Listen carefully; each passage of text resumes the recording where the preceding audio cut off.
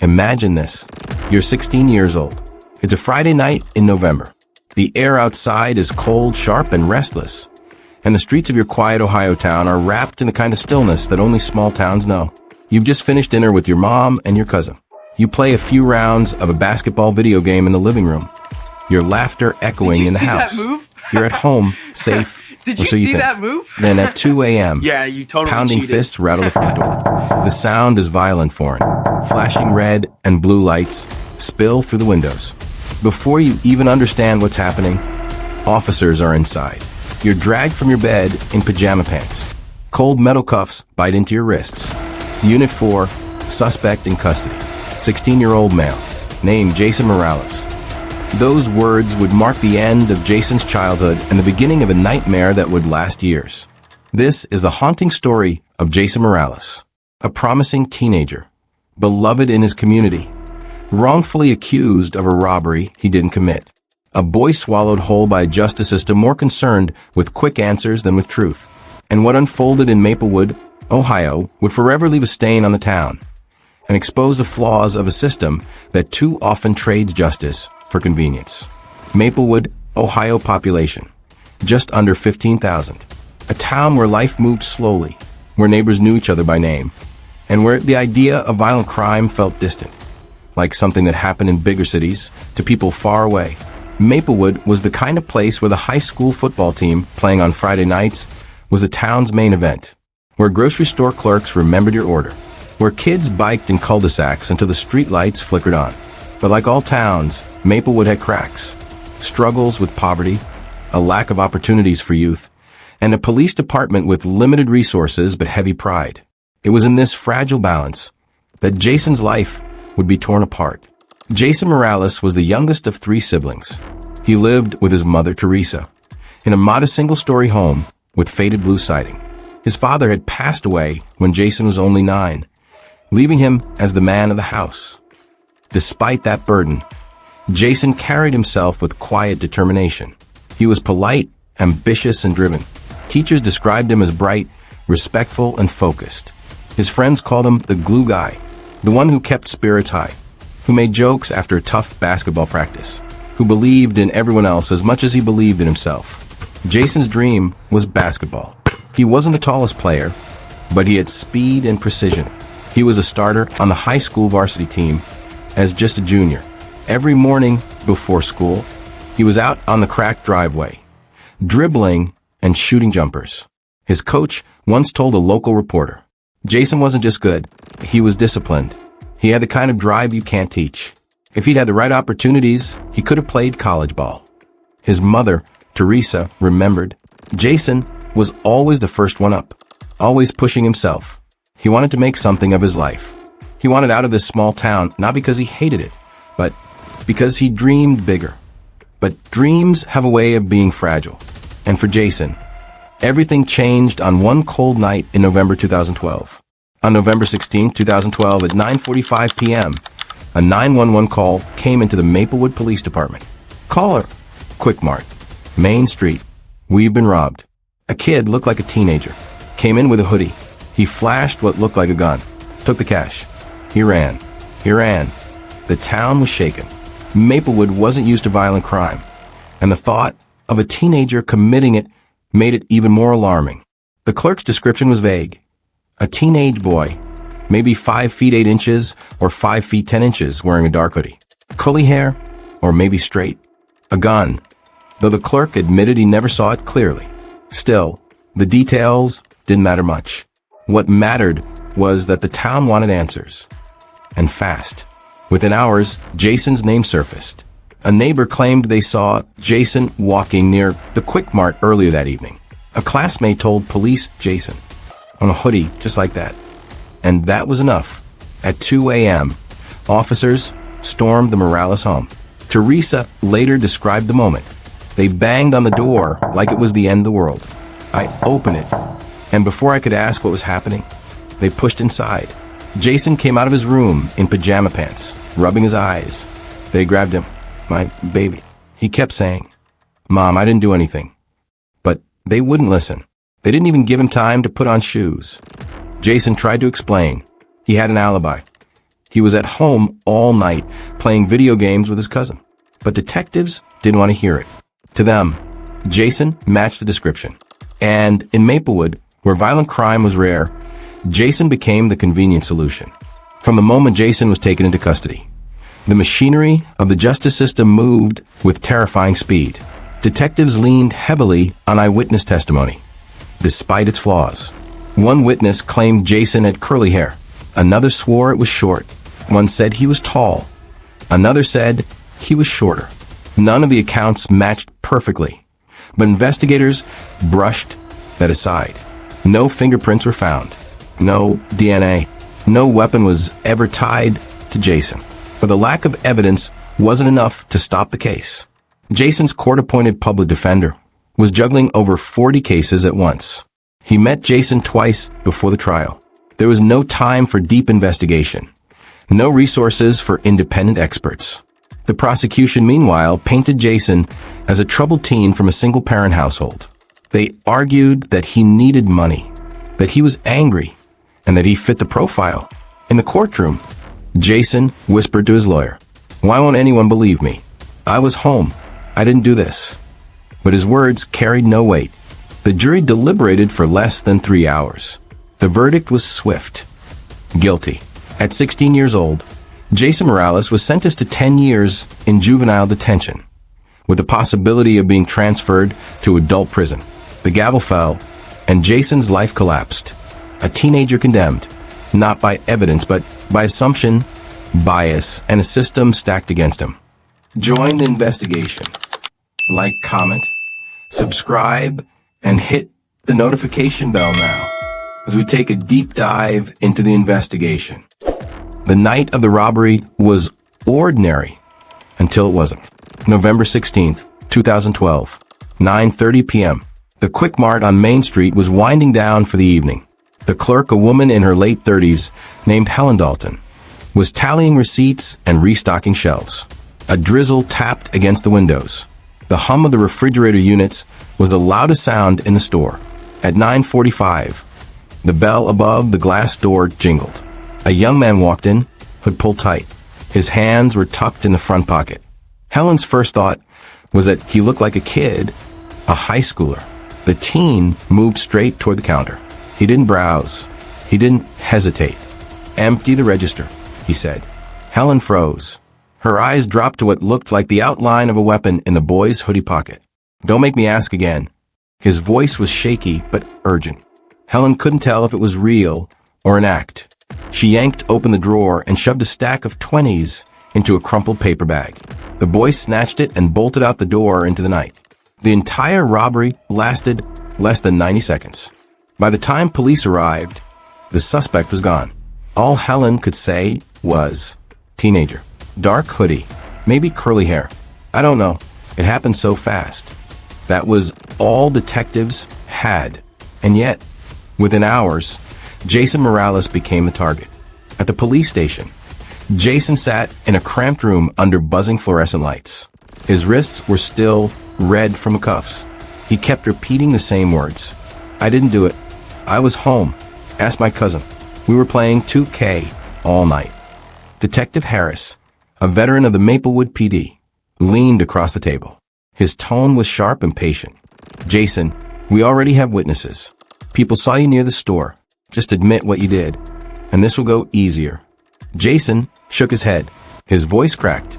"I swear I wasn't there." But to the detectives, Jason's denial only hardened their suspicions. For hours they pressed him. They told him evidence pointed his way. They hinted that if he confessed, he might face a lighter sentence. They suggested his cousin was lying for him. Jason, 16 years old, exhausted and terrified, refused to break. He had nothing to confess. But to investigators, he didn't need to. They already thought they had their man. Jason's case moved quickly. Too quickly. The prosecution's narrative was simple. Jason Morales, a teenager from a single-parent household, desperate for money, robbed the Quick Mart with what appeared to be a gun. Witnesses placed him near the store. A classmate said he owned a hoodie like the suspects. The victim described someone who could be him. That was it. The defense tried to push back. Jason's cousin testified that Jason was at home playing video games. The cousin even provided time-stamped messages from his phone. But prosecutors dismissed the evidence as unreliable. Family will always cover for family, they argued. Jason's public defender struggled. With dozens of other cases, he had no time for deep investigation, no money for expert witnesses to challenge the shaky eyewitness testimony, no ability to pull surveillance footage from nearby businesses that might have captured the real culprit. The trial lasted only 4 days. When Jason heard the jury foreman say the word guilty, his world collapsed. Life inside juvenile detention was worse than Jason could have imagined. From day one, he was an outsider. Most kids there were hardened from years in the system.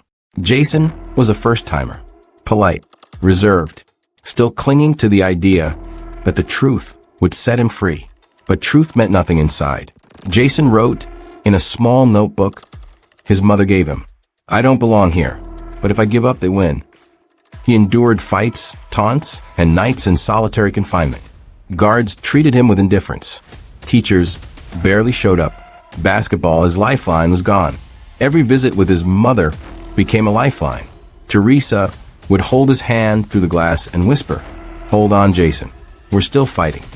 But even Teresa began to feel hope slipping away. Appeals were denied. The conviction stood. For Jason, days blurred into weeks, weeks into months, each one carving deeper scars.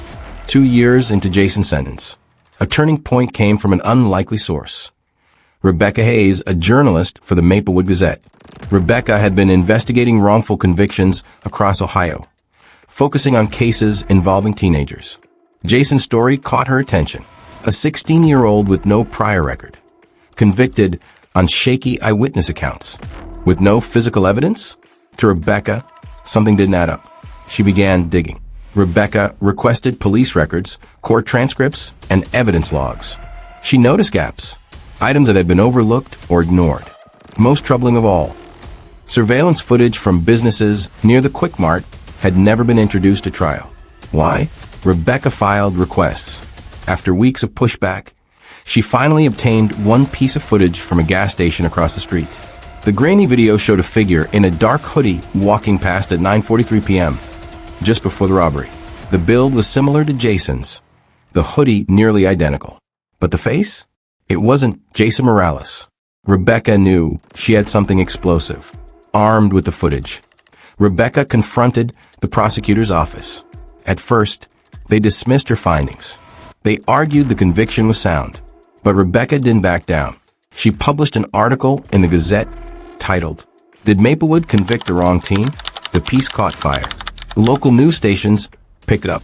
Advocacy groups began asking questions. Public pressure mounted. Jason's defense team, emboldened by the attention, filed for an appeal. They presented the new footage alongside evidence that Jason had been home at the time of the crime. At first, the court resisted. The wheels of justice turned slowly, but as media coverage intensified, the system had no choice but to take a second look. In a packed courtroom, Jason Morales appeared once again before a judge. This time, he wasn't a terrified 16-year-old. He was 19, scarred but stronger. Rebecca sat in the back, notebook in hand. Teresa sat in the front row, clutching a rosary. The defense presented the footage. They played it frame by frame. The figure on the tape was clearly not Jason. The timestamp aligned with Jason's alibi. The prosecutor had no explanation. Finally, the judge spoke. His voice was steady, but the weight of his words filled the room. The conviction of Jason Morales is hereby vacated. Mr. Morales is released immediately. Gasps echoed. Teresa burst into tears. Jason closed his eyes as if afraid it wasn't real. After nearly 3 years, Jason was free. But freedom did not erase the years stolen from him. March 2015, Jason Morales stepped out of the courthouse in Maplewood, Ohio, into the crisp spring air. For the first time in nearly 3 years, there were no bars, no guards, no roll calls, just open sky. He wore a plain white shirt, jeans, and sneakers provided by his mother. Clothes that didn't quite fit anymore. His shoulders broader, his frame leaner. The boy who entered detention at 16 had been replaced by a 19-year-old who carried the weight of injustice in every movement. Reporters swarmed the courthouse steps. Cameras flashed. Microphones were thrust forward. How does it feel to be free, Jason? Jason shielded his eyes from the sun and said softly, I got my freedom back, but I can't get back the years they stole from me. Teresa clutched his arm tightly, as if afraid he'd be taken from her again. For years, she had fought alone, writing letters, filing appeals, and praying every night. Now, with Jason at her side, the nightmare seemed over, but the scars were permanent. Jason's first night home was surreal. He sat in his old bedroom. Posters of basketball players still taped to the walls. His worn-out basketball still in the corner. It felt frozen in time, like a museum of the life he had lost. But Jason was no longer the same. He had seen things no teenager should ever see. Violence, despair, the crushing weight of hopelessness. Teresa cooked his favorite meal, chicken enchiladas. He ate quietly, almost mechanically, while his siblings filled the room with nervous chatter. Finally, Jason pushed his plate away and whispered, I don't even know where to start. For the next weeks, Jason tried to adjust. He applied for part-time jobs, but struggled to explain the gap in his resume. Friends had moved on, college, relationships, new lives. His name still carried the shadow of the conviction, even though he was officially exonerated. At the local grocery store, he overheard whispers. That's the Morales boy, the one who went to juvie. Freedom, Jason realized, was complicated. With the help of civil rights attorneys, Jason filed a wrongful conviction lawsuit against Maplewood Police Department and the county prosecutor's office. The suit alleged misconduct, negligence, and violation of his constitutional rights. The case drew statewide attention. Advocacy groups rallied behind him, calling the story a glaring example of systemic flaws. Over-reliance on eyewitness testimony, failure to investigate alibis, lack of forensic evidence, overworked public defenders. During depositions, it was revealed that detectives had ignored potential leads pointing to another suspect, a young man with a criminal history who lived 2 blocks from a Quick Mart. That suspect had fled town days after the robbery but was never pursued. The revelation infuriated the community. How could police and prosecutors have been so careless with a boy's life? 2 years later, the county settled. Jason received $1.2 million. Money meant to compensate for nearly 3 lost years. Money that no amount could truly replace. Jason later said in an interview, "You can't put a price on stolen time. I would give every dollar back if I could just have my teenage years again." Rebecca Hayes, the journalist whose determination uncovered the truth, became something of a local hero. But she rejected the label. "I just did my job," she told an audience at a journalism conference. But the fact that it took a reporter to uncover what detectives should have found, that tells us the system is broken. Her work earned her state awards, but more importantly, it sparked conversations about reform in Ohio. Legislators debated measures to tighten standards on eyewitness testimony, require disclosure of all surveillance evidence, and expand resources for public defenders. Some of those measures passed. Others stalled. But Jason's case became a reference point in every debate. Jason could have retreated into anonymity. He could have used the settlement to disappear, to start over somewhere new. But he chose a different path. He began speaking at schools, community centers, and juvenile facilities. He shared his story with teenagers, warning them of how quickly life could change. "I was just like you," he told a group of high school students. "One night, I was playing Xbox. The next night, I was in a cell. Not because I did something wrong, but because the system failed me. If it could happen to me, it could happen to you." Jason also partnered with nonprofit organizations focused on wrongful convictions. He met others who had endured similar ordeals, some for years, even decades. Compared to them, Jason considered himself lucky. But luck didn't erase trauma. He admitted to battling depression, anxiety, and anger. Nights when he woke up sweating, convinced he was still locked in a cell. Days when the weight of lost opportunities crushed him. Yet he pushed forward. "Survival isn't just about making it out alive," he said in one speech. "It's about finding purpose after the storm." Maplewood, Ohio was shaken. At first, Many residents had believed Jason was guilty. The town's trust in law enforcement was strong. If police said Jason did it, people accepted it. But after the truth came out, doubt and guilt spread. Neighbors who once whispered about Jason now avoided eye contact. Some apologized to Teresa. Others stayed silent. The Quick-Mart clerk, Gary Dalton, was particularly devastated. He had never identified Jason directly, but his vague description had helped set the investigation in motion. In an interview years later, he said, "I can't stop thinking. What if I had said more clearly that I wasn't sure? Maybe Jason wouldn't have gone through all that. I'll carry that regret forever." The case fractured the community's sense of security. If a boy like Jason could be falsely accused and imprisoned, what did that say about justice in Maplewood? The man seen on the gas station footage, the real robber, was eventually identified. His name was Kevin Darnell, a 19-year-old drifter with a string of petty crimes. He had fled Maplewood days after the robbery and resurfaced in Indiana, where he was arrested for another armed robbery. During interrogation, Kevin admitted to the Maplewood Quick-Mart robbery. But by then, Jason had already spent nearly 3 years behind bars. For Jason, the revelation brought little comfort. "They had the wrong guy the whole time," he said. "And they didn't even look at him. They just saw me and stopped asking questions." Kevin was sentenced to 15 years in prison. But for Jason, justice fell hollow. Jason's case highlighted systemic problems that experts had been warning about for years.